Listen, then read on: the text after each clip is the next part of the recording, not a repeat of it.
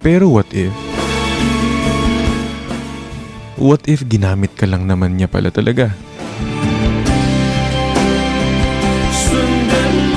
Para yung part sa heart niya na hindi pa naghihil, yung part sa heart niya na nag-iisa at nalulungkot,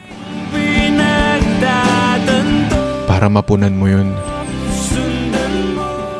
Pero pagdating sa kasiyahan, sa happiness,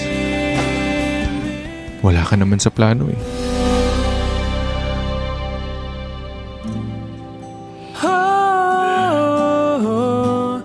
Hindi ko maisip.